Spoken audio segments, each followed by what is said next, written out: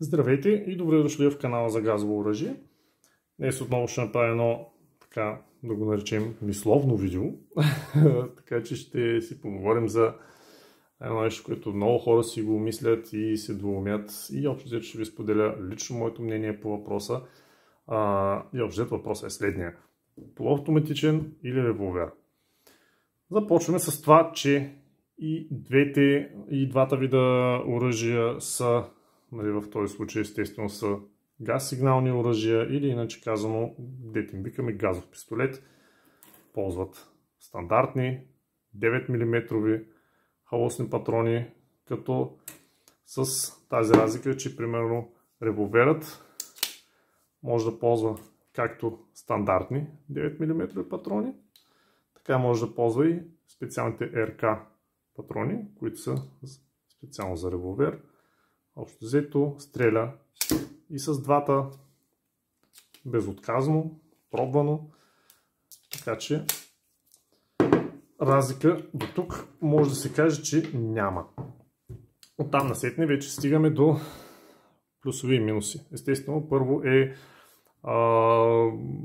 така да го наречем личното възприятие или иначе казвам въпрос на вкус. Някои хора харесват револвери, други харесват полуавтоматични пистолети. Аз съм от втория тип. Просто не съм фен. Не че имам нещо напротив, но просто не съм фен. Не е моят тип оръжие това нещо. Но пак ви казвам, въпрос на вкус. Много красив. Зораки R1. Ще пусна долу в описанието видео линк към ревюто на пистолета. Чудесен наистина. И естествено другия, който всъщност ми е новия фаворит от известно време насам. Sig Sauer P320 на Sonic. Лицензионната версия. Страхотен пистолет. Абсолютно много добър. Така. Оставим на страна личното възприятие. Започваме вече да си говорим за плюсови и минуси на двата вида пистолети. Естествено. Значи започваме от най-основното. Значи първо вместимост. Както и да го гледаме, револвера събира 6 патрона. Специално в този случай, този Sig Sauer, в момента съм го заредил с 12, с малко зор, мога да набутам още 3 вътре, което ще рече 15. Разликата е, виждате, доста сериозна. Близо 3 пъти повече може да се съберат в един такъв пистолет, което ще рече оттам насетне в случай, че ви се наложи да го ползвате по една или друга причина, респективно огневата мощ, да го наречем, на полуавтоматичния пистолет няма как да се сравнява с такава на револвер. Оттам насетне вече естествено отиваме и до следващото нещо, което проистича от първата точка, презареждането. Значи при полуавтоматичния, особено ако имате, само да го видя, няма сега да го търся, ако имате резервен пълнител на пистолета си, вадите празния, слагате пълния и сте готови. Докато тук нещата стоят по доста по-различен начин. Изстрелвате патроните, обръщате и сипвате гилзичките, някога засядат вътре, не е проблем, обаче трябва да ги чоплите една по една. После се почва едно, че две, че три и така нататък, докато го напълните. Затваряте и тогава почвате пак да стреляте. Ясно ви е, че нещата просто нямат база за сравнение от тази гледна точка. Сега отиваме до другото основно нещо, което е разликата общо взето между двата, надежността. Значи много хора казват и тук между другото съм склонен да се съглася, че револверите са една идея по-надежни от полуавтоматичните пистолети. Обяснявам защо. Револвер има много прост принцип на действие. Зареждаме патроните вътре, слагаме ги и започваме да си стреляме. Стреляме с всяко дърпане на спусъка, барабана се завърта и наред идва следващия патрон, който трябва да бъде изстрелян. Чукчето пада, удря, патрона и общо взето се произвежда изстрел. Хипотетично, ако имаме дефектен патрон, да речем, какво се случва? Стреляме, идва ред на дефектния патрон, няма изстрел, натискаме спусъка и продължаваме да стреляме.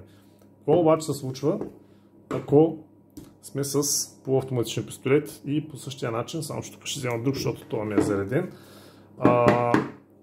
И има празен. Така. И какво се случва? Зареждаме и започваме. Стреляме. В един момент идва дефектен патрон. Естествено, пистолета не може да циркулира, гилзата е заседнала вътре. Какво трябва да правим? Спираш. Естествено, трябва втората ти ръка да е свободна. Вадиш дефектната гилза и продължаваш да стреляш. Естествено, едно такова забавяне може да е доста проблемно в дадена ситуация. Така че лично за мен, отделно, говорих за дефектни патрони, отделно има много други неща, които могат да повлияят на това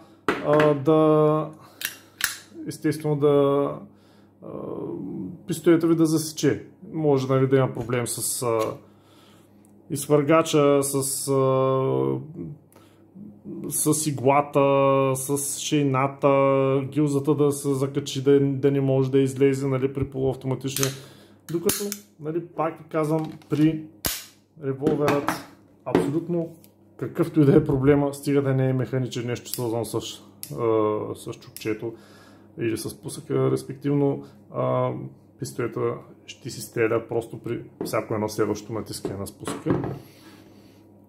Оттам насетне, другото, което така естествено е пак, не кой знае каква разлика, но специалните патрони. Значи при полуавтоматичен пистолет може да се ползват абсолютно всякакъв вид специални патрони, докато револверите са малко по-ограничени. Казвам малко, тъй като специално този модел на Зораки може да стреля без проблем с нормални 9 мм холостни патрони, но доста други не могат. Предлагането на РК патрони със специални действия е силно ограничено, така че от тази гледна точка револвера пак увисва малко и вече отиваме пак до самия козметичен вид. Повечето, не всеки един, но повечето модерни полуавтоматични пистолети си имат, респективно, чакайте да взема и този примерно, значи ето ISSC, той е с Weaver, релса, зигзауъра, както повечето модерни пистолети вече е с пикатини. Могат да се прикачат много аксесуари, лазерен прицел, фенерчи и така нататък. Аз съм го махнал сега моето, просто защото смених чантата за известно време, но реално си го държам с един лазерен прицел с фенерчи, докато респективно на револвера няма как да се сложи нещо такова. На повечето видове наистина има някои, които имат възможност, но на повечето не. И общо взето не знам какво друго мога да ви кажа. Пак въпросът естествено е на личен избор, но от гледна точка на това, което ви казах, се надявам поне малко да съм ви прояснил картинката за плюсовете и минусите на двата вида оръжия. Чао и до скоро!